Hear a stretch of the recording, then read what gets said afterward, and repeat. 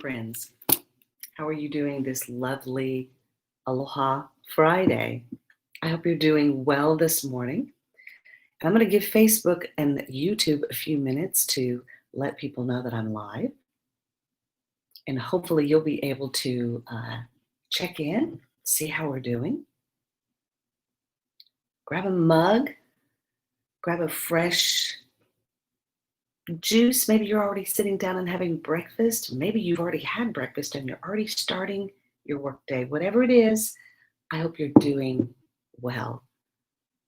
If this is the first time for you to catch me here, aloha. Aloha kakahiaka. It's great to see you here because in Hawaiian we like to say good morning. And I hope you're doing well. So if you were able to catch this video live, I would love for you to pop in the comments and say good morning and let me know where you're joining me live from. And I'm hoping to have some good quality on here. I'm trying to get, there we go. I'm going to share this out with some friends on my page and on my Facebook profile so that folks will know that I'm live and you can join me for a cup of coffee this morning. So if you are here live, be sure to pop in the comments and say hello because I love saying good morning to my friends. Let's see how this is working this morning.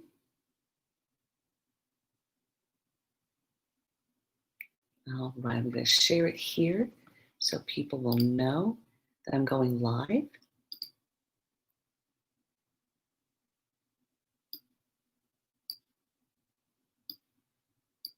There we go. Great. Good to see you all here this morning. How are you doing? Good morning, good morning. Good morning, Cynthia. How are you doing, my friend? Good to see you here. It's been a long time. Feels like forever since I've been back. But I'm here with my happy Aloha Friday mug to tell you good morning, say hello, catch up with you. It's been a lot going on. As you notice, my hair, you guys, look, my hair is growing in nice and poofy. It's very poofy, but it's growing in like crazy. See, if anybody wondered how curly my hair was or how wavy, it's growing in full force. Good morning, Miss Mary. How are you doing? Thank you. Thank you so much. I appreciate that. So I'm feeling good, guys. And if this is your first time to catch me here, if you've never seen me here before, my name is Renee Harden. It's a pleasure to have you here. Good morning, Rachel. How are you doing, my dear? I'm glad you were able to catch me live for just a few minutes. Thank you. Thank you so much. Yeah, it's quite the do, isn't it? It's quite the do. Thank you, Joy. I appreciate that. Yeah, it's doing its thing, guys. My hair is growing back. You're loving my hair. It's poofy. That's the word I like to use for it. It's poofy. Definitely has a lot of curl in it, in case you were wondering. Well, guys, it's so good to see you here. Such a pleasure. As always, I've always tried to welcome everyone and say aloha on this lovely happy Aloha Friday. And I love that my mug shares the aloha spirit. It says aloha is reaching for someone's hand and touching their heart at the same time. And that's what I like to do here when we share coffee this morning. So since the last time we spoke, a lot has happened, not only in our world, but even in my life. So I am, let's see, according to the calendar, I'm 3 weeks out officially from the date that I was exposed to COVID. And I am exactly 2 weeks from the date of testing. So I am this is my 3rd week of after exposure. but officially today is 2 weeks from the date that I got tested. And my symptoms, and the doctors told me that I had a mild case of COVID. I don't know what that means. I don't want to know what a worst case would have been like. I don't want to know what the worst symptoms could have been, because what I had was bad enough. So here's what I had. And if you have questions for me about what it was like to have COVID, I'm here for you. If you've not had someone that you know personally have COVID, and yet you're watching my video and you know me, or you follow me, you now know someone who has had COVID. So if you have questions for me, definitely put them in the comments. I'll do my best to answer them. But so I knew I was exposed. Well, I didn't know until we got back from vacation, but we were able to narrow it down to where we think we were exposed. Both my husband and I were exposed to COVID. We both tested positive. Michael tested first because he had a cough that wouldn't go away. And of course, we knew that a lingering cough, was one of the signs possibly of COVID. And we had been very careful because as of June 1st, I finished radiation treatment in a journey of having breast cancer this past year. We'd been very careful because given my condition, we were afraid of catching it and, of course, giving it to each other. So Michael was exposed. We both were exposed. Michael showed symptoms first. Mine didn't show up till later. And when I came back from vacation, I thought I had a summer head cold. I tend to get these regularly because I have respiratory problems and allergies. And so a lot of times during the summer when it gets really, really hot and I have to go from very hot outdoors to inside air conditioning, I get summer air conditioner colds, right? It kept lingering and got worse. The sinus pressure was increasing, and I thought I had a sinus infection. The one thing that tipped me off that it could have been something else, it could have been COVID, was that by the third day, I lost my sense of smell and my sense of taste. All the while, I never ran a fever. Michael didn't have symptoms other than his cough, and he never ran a fever at home, but the day he went in for testing, his fever was 101. Good afternoon, Gavin. Good afternoon. Yeah, summer humidity is awful on the sinuses. So, Cynthia, that's why I thought that that's what I had. So, good morning, Kristen. Good morning. Good to see you here. You're not late at all. You're not late. So my symptoms, again, like I said, by the third day, I started feeling bad and feeling different. This was different than anything I'd had before.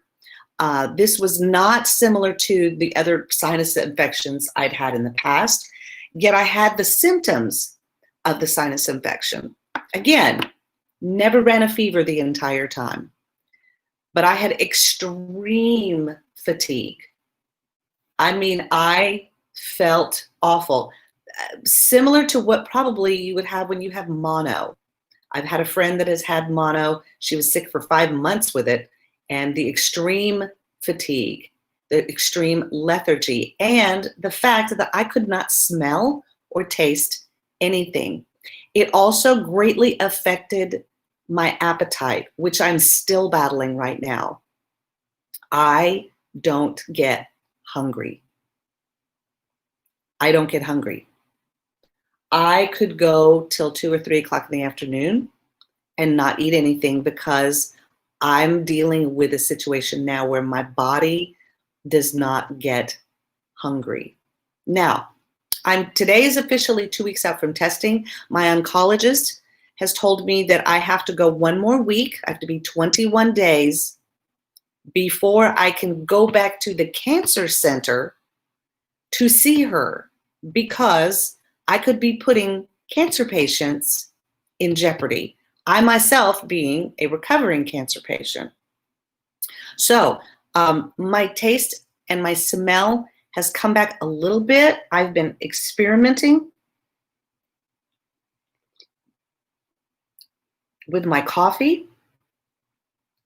I do have somewhat a sensitive taste of coffee, but if I open the coffee container and put my nose down in it, I don't smell the full scent of coffee like I did before. My senses it's slowly coming back.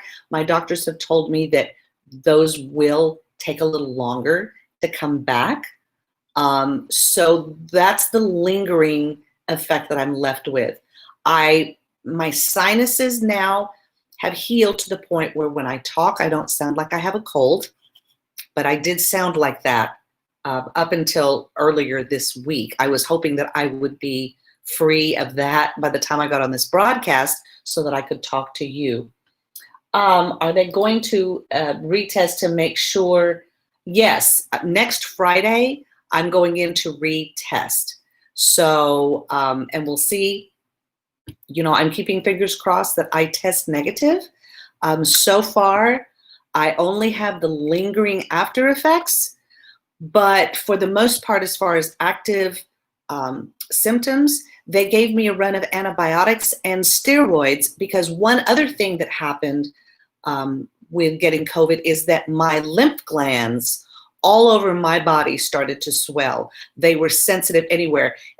This is and the reason why this is dark is from radiation, but this is the surgical area. I have a scar. I don't know if you can see it. Yeah, you can see there's the scar from where I had some lymph nodes removed. And this is the leftover from the radiation burn that I got from going through radiation treatment. And it kind of goes across my chest. So the surgical area in my arm and kind of down into my right side is still sensitive to the touch. My lymph glands in that area are still sensitive. So my oncologist wants to see me, which I'm going to see her on the 28th. But in my body all over, my lymph nodes were just swollen. And that's why they gave me steroids to reduce the inflammation. The doctor said that my body was fighting very hard to battle this virus. So for the most part, I'm feeling okay.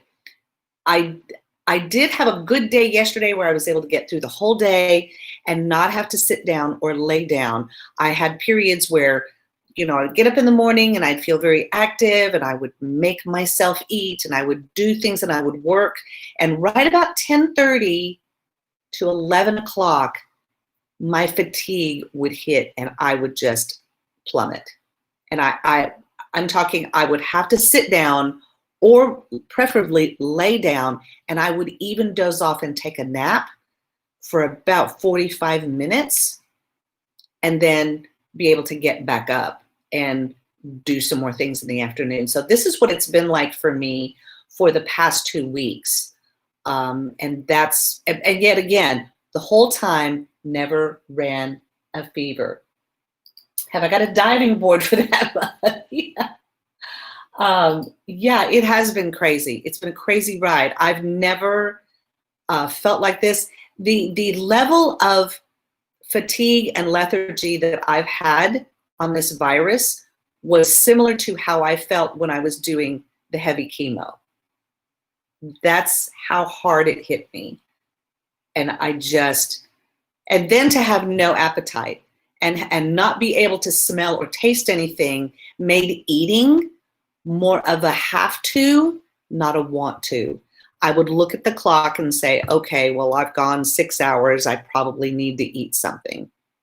My weight has dropped down. The lowest I got was 118 pounds, which was kind of nice because I haven't been that weight in a long time. I'm now back up to 120, and I'm trying to hold right there because honestly, that's a good weight for me. But again, didn't want to have to lose it that way. Yes, baby steps. Absolutely, Rosie. Baby steps. So that's been what's going on with me recovering from COVID. And what I don't understand in a lot of this is if we were in the middle of a malaria outbreak or dysentery, we wouldn't have a problem wearing these. I have a lot of these because as a cancer patient, I've had to wear these in going out in public, especially when I was doing chemo, because my body was immune compromised. My immune system was weaker. So wearing this prevented me from coming in contact with germs from other people. When we went to London in the middle, we had a trip to London planned when I was diagnosed last year. And my doctors worked with me and allowed me to go on the trip. They moved my chemo appointment so that I was able to still go to London. But I had to wear these. I had to wear these on the plane. And I also had to wear them while I was traveling in London. And it wasn't because I was trying to, protect others. I was trying to protect myself against any germs that I would come in contact with. Why that's a problem now when we're dealing with a pandemic seems a little confusing to me. If we were in any other kind of global health problem and people would ask me to wear a mask, this little mask, to protect me from coming in contact with germs, I wouldn't have a problem with it. So it's a shame that our country is so divided and so politicized over something as simple as a mask that cancer patients wear. If you see pictures of cancer patients, children who are cancer patients, they're wearing these because they help protect them from coming in contact with other germs. So, but yet again, here we are. And so much is happening, especially with our kids and what's going on with our school systems. If you remember in my previous broadcasts, I talked about how the school system, when school shut down in March, you remember that? And how teachers had to scramble to try to figure out how to still stay in touch with their students, how to teach effectively, how to try to finish out the school year. And here we are. Tell our senator set a bad example of a human being and wear his mask on planes. Right. Because people are nuts. Our governor has made it mandatory and people are losing their minds. Well, Michael, and in regards to Ted Cruz being on a plane, I will say that when that person, and this is not in his defense at all, first of all, because I'm not going to pick sides or demonize a person. I will say that the person took the picture when he had his mask off because he had a beverage. Now, I will tell you that in traveling on the plane, when Michael and I went recently on our summer vacation, we were on the plane. We had our masks on, but when we had our drinks and our food, we took our masks off because you can't eat or drink with these on, right? Try to be as careful as you possibly can, but you do have to wear them. Now, yes, would it be better if our leaders showed a unified front of supporting the use of masks and supporting this? Yes, but we've made it a political issue. Another thing meant to divide our nation and our country, cause division and cause hatred and point to the other side and call them losers and whatever we have to call them over this.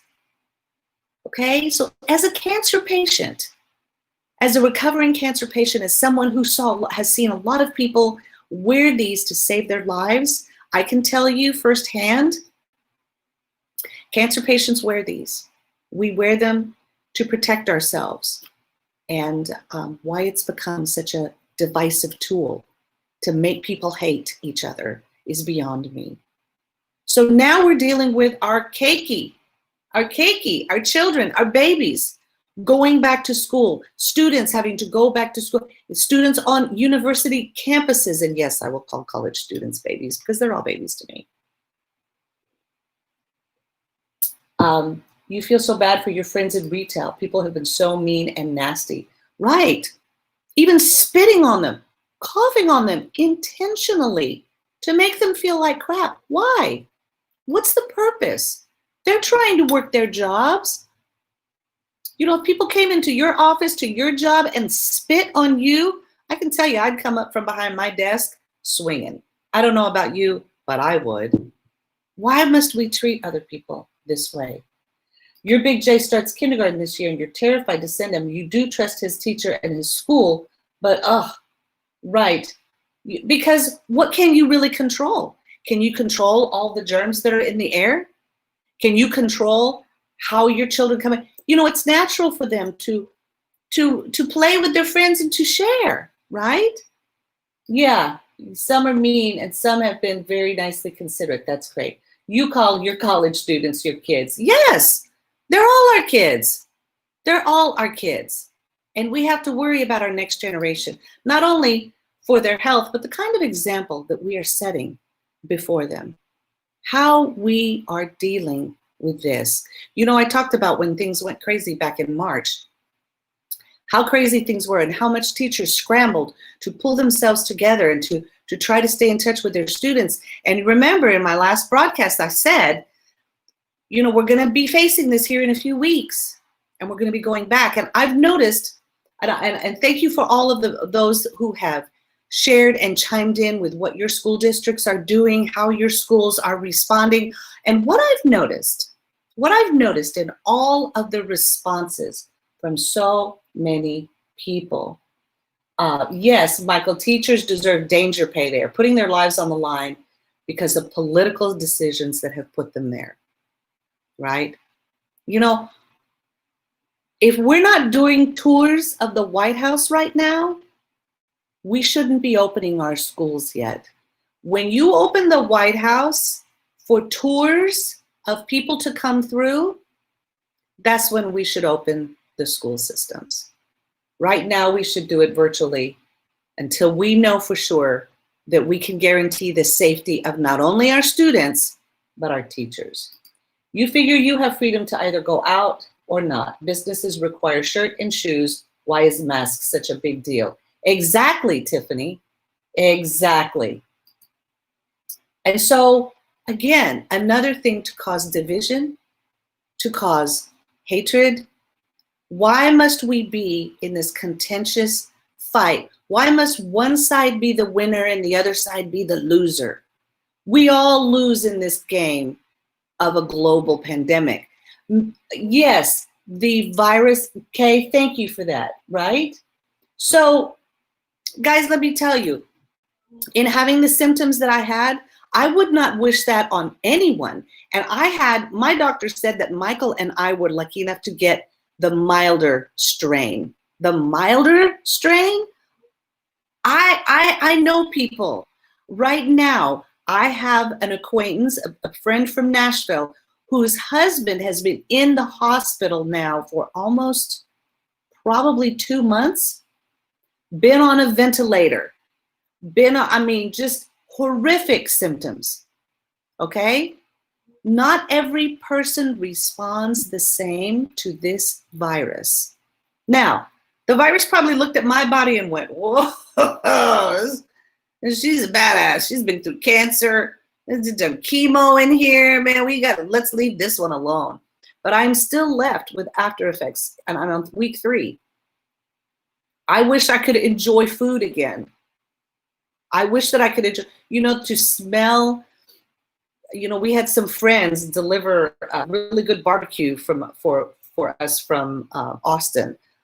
July 15th was Michael's birthday, and he did come over to the house, and we sat across from each other in the room, with masks until we were able to eat, to have dinner together. But even to enjoy the smell of good barbecue, or a hamburger or French fries or anything, but I can't. And I look funny because when I get my food, I'm like, and I miss it because my sense of smell in my sinuses, the way this hit in my sinus cavity, has damaged it. I pray that all of that will come back as time goes on, but I'm worried about catching it again because you can catch it again. So Fred Reyes, his story is a tough one to read. So not everybody responds the same. That would be like me saying that another woman who had stage 2 breast cancer, that I'm going to tell her how to treat herself, how to go to her doctors and tell them what they're going to give her, because my breast cancer should be treated exactly the same as someone else's. And I can tell you for a fact that doesn't happen, because there are so many different types of breast cancer. And my doctor, the reason why I would go every time and have my blood drawn is because the doctor wanted to see my specific blood levels so that she could adjust the medicines that I was being infused with that day. And no two cancer patients are treated exactly the same.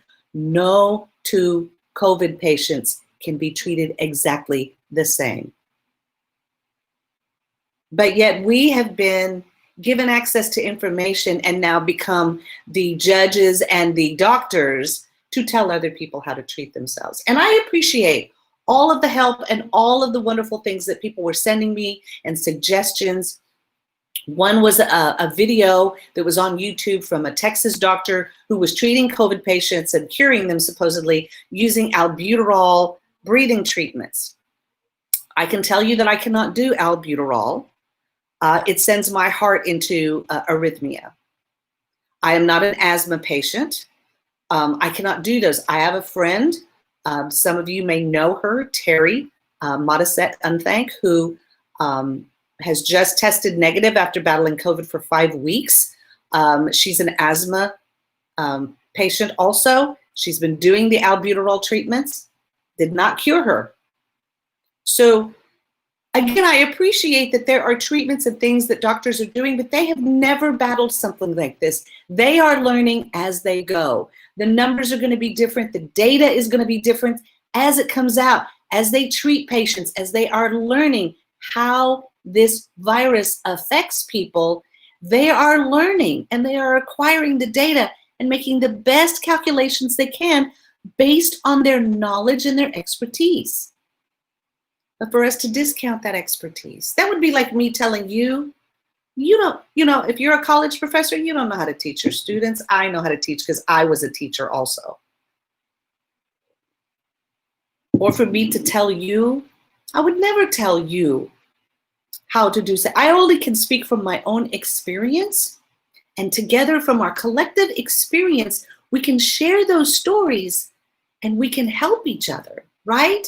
Encourage each other to make the best decisions we can given our own personal circumstances.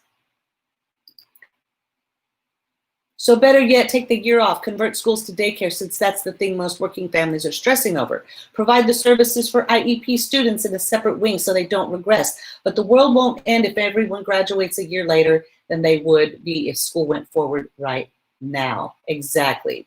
You had a customer that they will need to please send extra tax payments to my bank account if they don't let my kids go back to school because I will not be able to keep my job if I have to teach my kids at home. Don't call me essential to the health of our community, but not allow the community to take care of my family while I take care of theirs. Yes, yes. New science. New science. Yes, I mean, guys, how many of you are old enough to remember when the AIDS epidemic broke out? I remember. In fact, I was in Texas when the whole Dallas Buyers Club thing happened. I was in Dallas when that happened. I remember when the AIDS epidemic broke out. And I remember how people reacted at first to the AIDS epidemic. They demonized the people who got it. And even in the hospitals, there were nursing people who did not want to treat the AIDS patients and they died horrifically. But now, some 25 years later, we have all this information. Now you don't hear a lot about AIDS. In fact, now AIDS is now being able to be managed and taken care of. And then we found out that you could get AIDS through blood transfusions. Oh, and all of a sudden it wasn't a gay disease anymore. Now it was through blood transfusions. That's how my late husband contracted hepatitis and died from liver cancer, through a blood transfusion. But see, we don't know these things until much later. Doctors, as they progress in their knowledge and technology, and they are learning also. Why would these doctors dedicate so many years of their life? Why would these healthcare professionals spend so much time learning to get good at the science and the thing that they know and study the best, only to be discounted and told by the general public that they know more than the doctors do? I would no more try to tell my friend Cynthia Hendricks, who is a pharmacist. In fact, I go to Cynthia a lot of times and ask her when doctors prescribe me things, or I say, could you tell me a little bit more about this medicine, Cynthia? And here's what my doctor is telling me. What do you think? And I get her opinion on that because she's a pharmacist. She has studied medicine and those chemicals and their combinations and how they're used. So I appreciate her expertise and her knowledge. And these doctors and these healthcare professionals are putting their lives on the line to help us. It's amazing what has changed with HIV. Yes, yes. So they open daycares for essentials, so let the schools do the same. Having your 5-year-old in a class of 8 or 12 kids versus 21 could be the best for all. Exactly, exactly, right? Let's start slow. Let's open the schools to the people right now, the essential workers, the healthcare workers. Let's open the schools for their children initially. Those could be small enough classes. Those could be managed effectively by the teachers while allowing the rest of the students to go online. Maybe there are so many teachers and great teachers and substitutes and aides and people who can help them. We have special needs children who definitely need that interaction with other children and one-on-one work, right? To help them get better. Here's what I think. You've been having dreams about one-room schools opening in neighborhoods and keeping family groups together. Your 5-year-old would do better that way for sure, and your heart would rest a little easier. So guys, here's what I'm thinking. While everyone is panicking, while everyone is freaking out, and I'm gonna grab some books real quick off my bookshelf.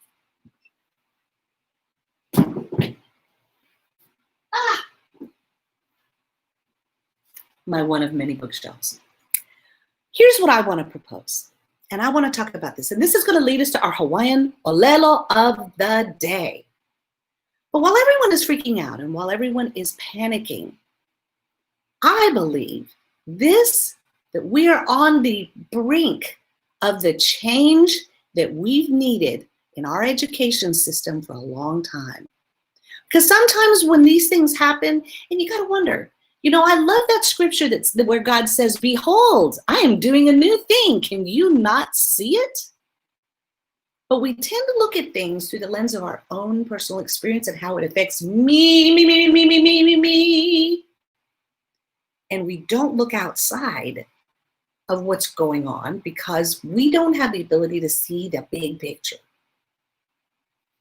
But I know one who does. Behold, I am doing a new thing. Can you not see it?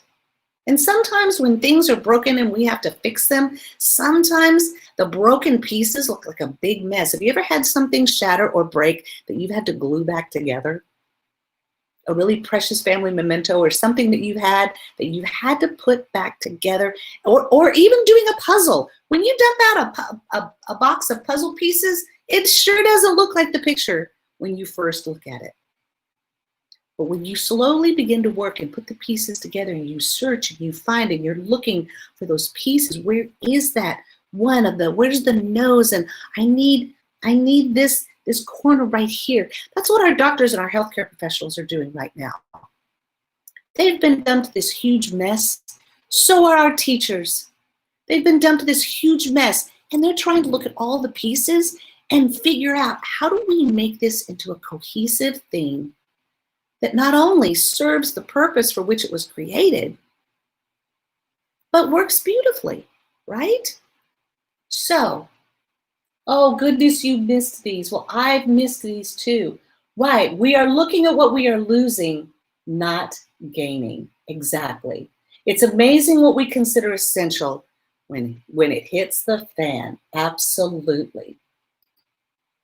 So when we're freaking out and we're thinking, maybe this is the push.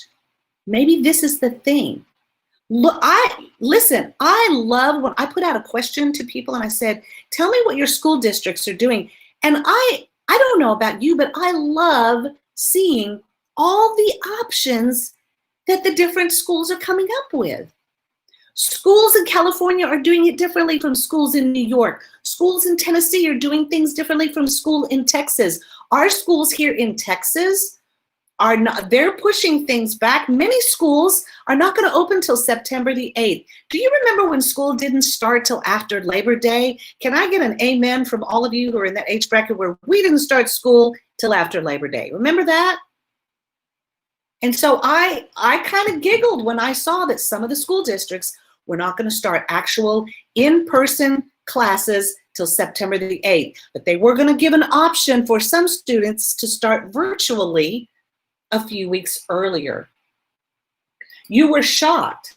Your job specifically is working with loans, which meant those small business loans, 20 years worth of volume in less than 2 months. Right, right. Okay, so I love seeing all the options that the schools are coming up with. And you know, if we give them the chance and give them our support and let them know we're behind them, you got our teachers, if we learned anything important this year, as Michael said earlier in the broadcast, our teachers are not paid enough. They're not paid enough to deal with. We just want to be able to drive up and drop off and drive away. That's the extent of what we want to do, especially those of us who have jobs we need to get to, right? Oh man, as a CPA with lots of small business classes, you feel you. It was a rough tax season, right? And in the middle of all of this, tax season, I spent the entire day on the 15th dealing with my new accountant. Bless his heart. I'm just going to give a shout out to my new accountant. Because, oof, right?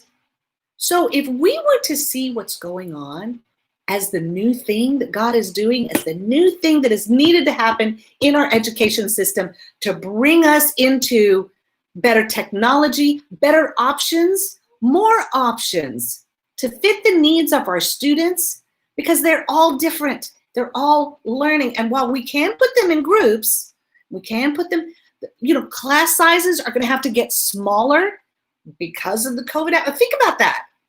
How many would love to have a class of, you know, when I taught, my classes were no more than 15, and that was a lot, right? These teachers that are dealing with 32 to 38 children in a classroom, to go down to a group of 10, I'm sure that thrills them. But where are you going to put all the kids? So they're having to stagger the days now, right?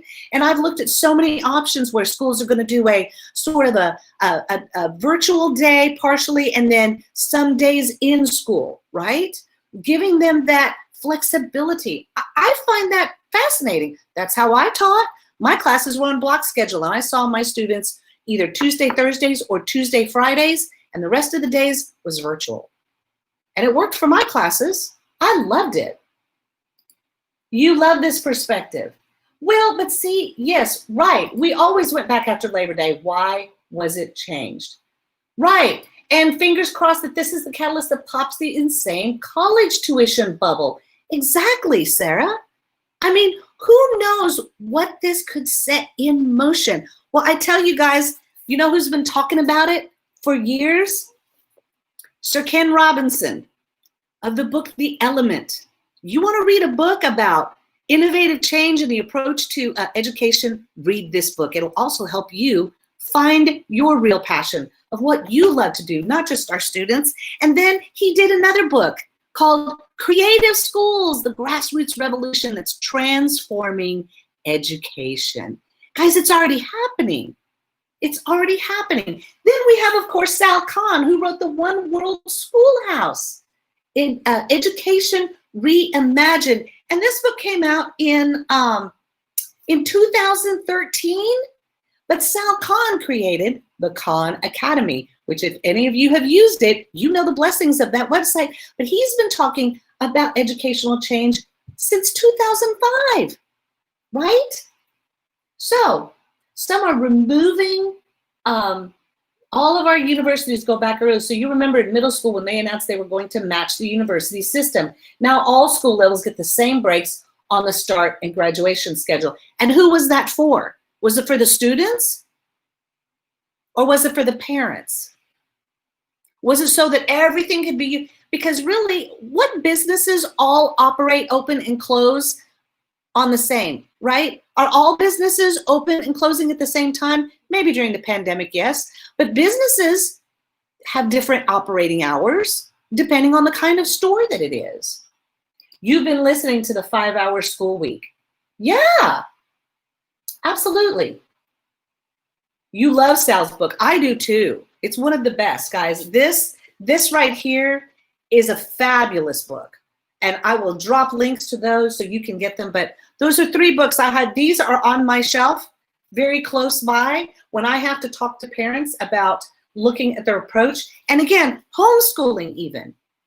Is homeschooling a one curriculum fits all solution? No, no, because homeschooling should not also be driven around the curriculum, because not all curriculum is created equal.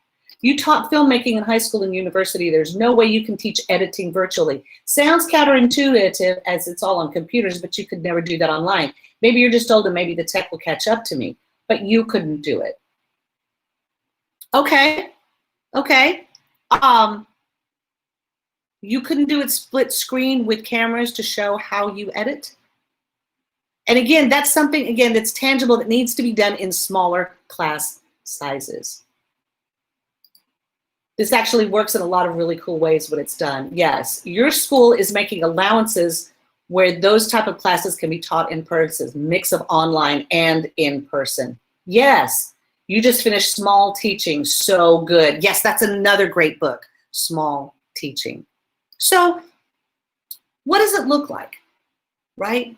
What does that look like? Well, here is your Hawaiian word of the day, because we've gone extra long on this broadcast and I have missed all of you. So thank you to all my friends who are here live. It has been so fun to catch up with you again. I am finally feeling well enough, as she coughs, she says.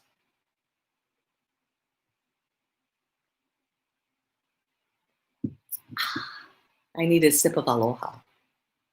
But it's been so great to have you back. But this is the first time I've actually felt good enough, felt healthy enough, and didn't sound like I had a cold for me to come back and have a conversation with you.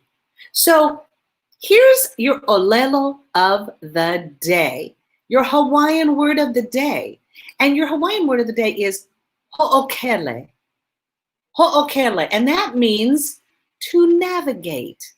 When used in a sentence, it means to steer or sail toward a destination.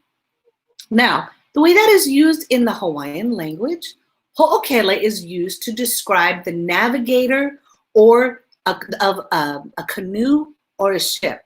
The va'a, right? The va'a, the outrigger canoes, are what the Hawaiians used to steer or to set a destination. So some of you will be familiar with the outrigger canoe called the hokulea. And the hokulea was a famous historical outrigger canoe that was guided and led by ho'okele, who would navigate using the stars and the ocean currents and other natural elements to steer the va'a around the Pacific, across the Pacific Islands, from Micronesia to the Hawaiian Islands. So this ancient form of ho'okele was shared with our Hawaiian navigators by a man called Papamau Pialug, who was from Satawai, Micronesia. So when used in a Hawaiian sentence, he ho'okele va'a no kala'o'ino, which translated is a canoe steersman for a stormy day. A canoe steersman for a stormy day. This also describes a person who is courageous and can stay focused even in stormy weather, like Papa Mao did, sailing from Micronesia across the Pacific Ocean to the Hawaiian Islands, right? Ho'okele. So ho'okele, navigate. How we navigate through stormy seas, through stormy situations, how we navigate that path is going to determine how we come out on the other side. And more importantly, how we are going to impact and affect our children, our students, our customers, and our friends, right? Ho'okele. Teaching online is a lot more work, but you enjoy the flexibility it gives you. You need someone to have a real discussion about how you can reasonably supplement for your kids as you keep working. Not cute Pinterest recommended ideas, but real down and dirty, proven things that you can do. We can do that, Cynthia.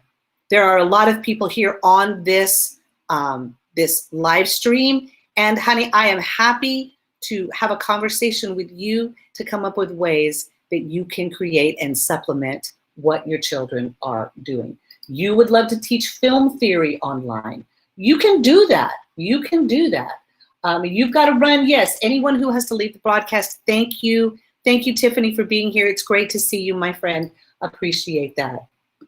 You are an obliger to follow instructions. You like to follow instructions better than coming up with the instructions. Great, great. Cynthia, between Sarah and Tiffany and myself, there are lots of things that we can help you do. And again, guys, that's what community is for. That's what these broadcasts are for. That's why it's important. We need to let each other know when we need help, not demonize and politicize everything and make people feel bad about the choices that they are making for educating their children. Not one size fits all. Some people are allowed the opportunity to stay at home and work from home and teach from home. Others are not so lucky, and we don't want them falling through the cracks. So let's support our school districts. Let's support our teachers and understand that they are working with a big box of puzzle pieces that have been dumped in front of them, and the clock is ticking, and they're trying to figure it out as best they can. But remember, God is doing a new thing. Behold, can you not see it? Yes. Thank goodness for your community. You have another meeting. Good to see you. Thank you so much, Kristen, for being here, guys. It's been such a pleasure to have you here. So remember, ho'okele. It means a courageous way of navigating through stormy times. It's the way the Hawaiian people found the islands and brought aloha spirit. And I pray that today, as you navigate whatever circumstances you have to face in the upcoming days, you remember that you're not alone, and that if you need help, if you want to talk to me about ways that you can structure things for your children, or plan educational plans for them at home, or even facilitating the plans that you have from your school to make them more interesting and more engaging for your kids, please let me know. I am more than willing to help you find a way to navigate, to ho'okele through these crazy times, yeah? So if you need to, drop me a line right here on my website, roneharden.com/contact. Just drop me a note there in the comments and let me know how I can help you. You can also drop me a note right here on this page, in this broadcast, in this comment thread. So many comments to get through from everybody. I want to thank everybody who's been here live. And if you're going to be watching this via replay, thank you for taking the time to sit and listen to this entire broadcast. Scroll forward if you have to in some places. But more than anything, everyone, remember, we're going to get through this. It's going to be okay. Take a big deep breath. If you have breath in your body and you are healthy and your babies are healthy and you have love, you have a lot going for you. And I'm only a message or a text or a contact away. Let me know how I can help you. Yes, I am going to be developing some courses and things that will help you navigate through some of this, give you a reason to see this from a different perspective.